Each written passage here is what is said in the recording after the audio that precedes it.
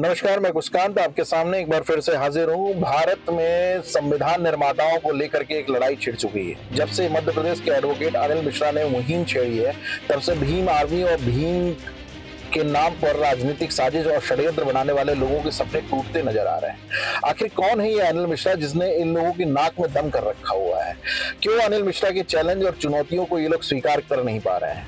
क्या भीम आर्मी केवल तर्कों और तथ्यों को लेकर के कोई बात करने के काबिल नहीं है, जिसके कारण वो अनिल मिश्रा को लगातार धमकी दे रही है? भारत के अलग अलग कोनों से एफआईआर दर्ज हो रहा है, और लेकिन अनिल मिश्रा इस एफआईआर को उपहार समझ करके कहते हैं कि कोर्ट में हम इसका जवाब देंगे। उसके साथ साथ बीएन राव की उपलब्धियों को बताया जाता है। कौन थे बीएन राव, क्या बीएन राव ने किया, और बीएन राव को लेकर के अचानक ही ये सारी चीजें कहां से सामने आ गईं, जिसके कारण भीम आर्मी के लोग समझ नहीं पा रहे हैं कि आखिर इनका जवाब कैसे दें। जी, मैं समस्त श्रवण समाज को बधाई देना चाहता हूं कि मुझे एक और एफआईआर फेस करने का मौका मिलेगा। ये जो नई एफआईआर हुई है वो खड़कपारा पुलिस स्टेशन जिला थाने में हुई है, महाराष्ट्र में। उस एफआईआर से ये और साबित करने का मौका मिलेगा कि वाकई में अंबेडकर क्या थे और क्या नहीं थे। इसलिए मैं उसका सर स्वागत करता हूँ। मुझे ये भी ज्ञान में है कि अभी बहुत सारी एफआईआर मेरे अगेंस्ट पूरे देश में होंगी, लेकिन मैं उनसे कतई भयग्रस्त नहीं हूँ, और ना मैं उसमें ये चाहता हूँ कि किसी भी प्रकार से रोका जाए।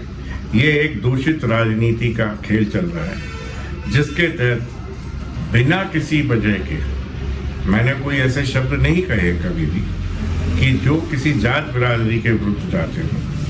मैंने सिर्फ अंबेडकर के बारे में कहा है।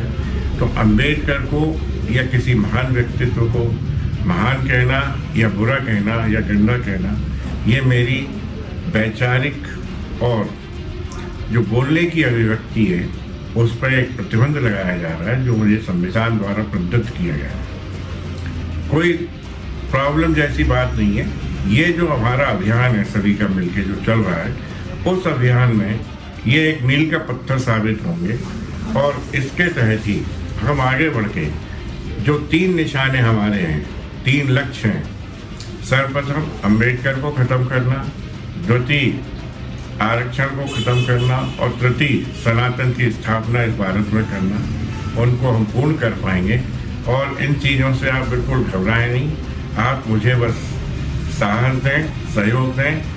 मैं 100% आपके साथ खड़ा हूँ, और बाकी सब ईश्वर पर छोड़ता हूँ, क्योंकि वही सनातन की रक्षा करेगा। और इसीलिए हम आगे बढ़ते जाएंगे, और बहुत शीघ्र इन तीनों चीज़ों को समाप्त करेंगे। आप बस मेरे उत्साह को आगे बढ़ाते जाएं, यही मेरा आपसे निवेदन है।